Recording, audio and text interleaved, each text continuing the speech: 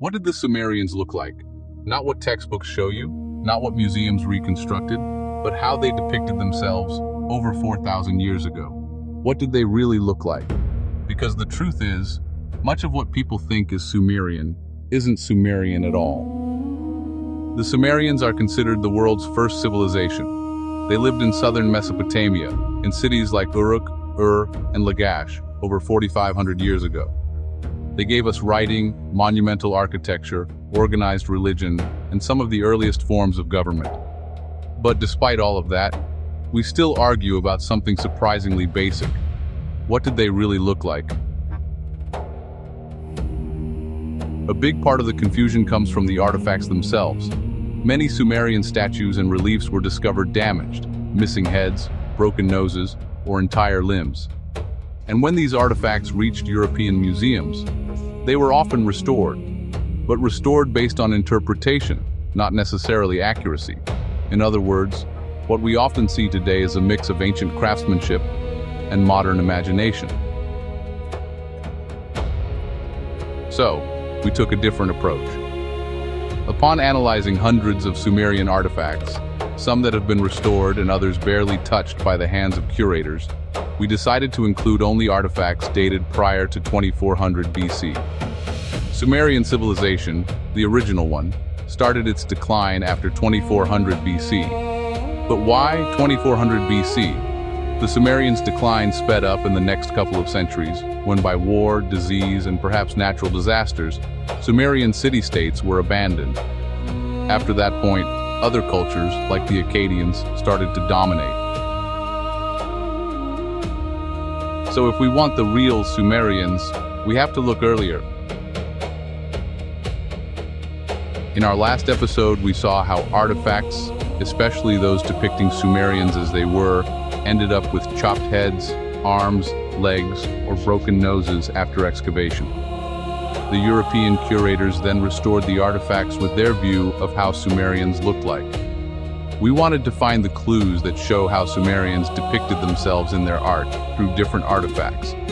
So this is the main reason we chose only artifacts that were documented in Iraq. Luckily, many artifacts remained unaltered in modern times before the looting of the Museum of Iraq during the US military interventions in that country. Some artifacts have clearly showed damage. Other artifacts show how the real Sumerians depicted themselves. Now, when we isolate these early artifacts, patterns begin to emerge. Large, wide-open eyes. Prominent noses. Defined beards in male figures. Shaved or stylized hairstyles. Hands clasped in front of the chest. Simple but detailed garments, often skirts with patterns. These aren't random artistic choices. They reflect how the Sumerians chose to represent themselves, especially in ceremonial events and other times in religious contexts. Take the artifacts from Tel Asmar or Kapajek. The exaggerated eyes, for example, are often interpreted as a sign of attentiveness to the gods, but they also give us insight into facial structure and artistic emphasis. And importantly, these features are consistent across multiple sites and artifacts. They appear again and again across different cities. Another interesting detail is that early Sumerian art doesn't just focus on gods or kings. We see processions, workers, charioteers, scenes that reflect everyday life. This gives us a broader and more human picture of the Sumerians, not just as symbols, but as people. We see consistent posture and clothing, hands clasped statues, standing male figurines, skirt patterns, ceremonial postures, patterned garments. If some scholars decided to make up a whole culture from pottery alone, we can certainly discover a lot of clues from looking closer at these artifacts. And it's not just male figures. They also depict female statuettes, worshipper statues, hairstyles and layered garments, in procession reliefs and vase carvings, for instance. We would want to pay attention to scenes of daily life, processions, workers, movement. Now here's where things get messy. Many images labeled Sumerian online and elsewhere are actually Akkadian, or even from later cultures. The Akkadians, who rose around 2300 BC, adopted much of Sumerian culture, but their art is different. It often becomes more rigid, more hierarchical, and more focused on rulers and divine authority.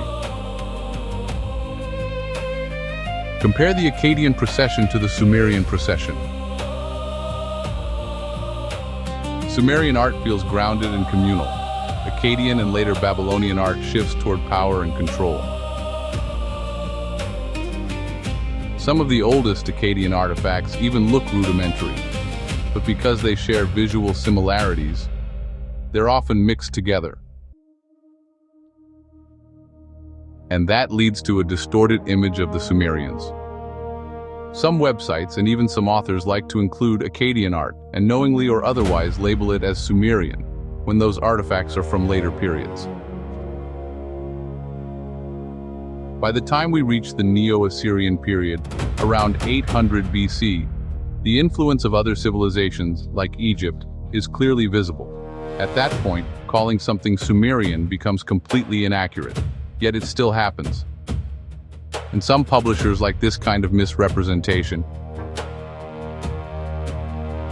So, what did the real Sumerians look like? We may never have a perfect answer, but if we focus on early, unaltered artifacts, a clearer picture begins to emerge. One that isn't filtered through later empires or modern restoration choices. It is not a perfect answer, but a clearer one if we look at the right evidence. And maybe the bigger question is, why has that original image been so often replaced or misrepresented? Why do we keep seeing the Sumerians through someone else's lens? Akkadians, Assyrians, Babylonians, Egyptians, and the imagination of European curators? If we want to understand ancient history, we have to look carefully at the sources, not just what survives, but how it's been interpreted. We are here then before images that bring us closer to an understanding of how the Sumerian really looked like, and where they came from. In our next episode, we will see what clues excavations at Sumerian cities tell us about their lives and their appearance. Like, subscribe and activate the notifications bell.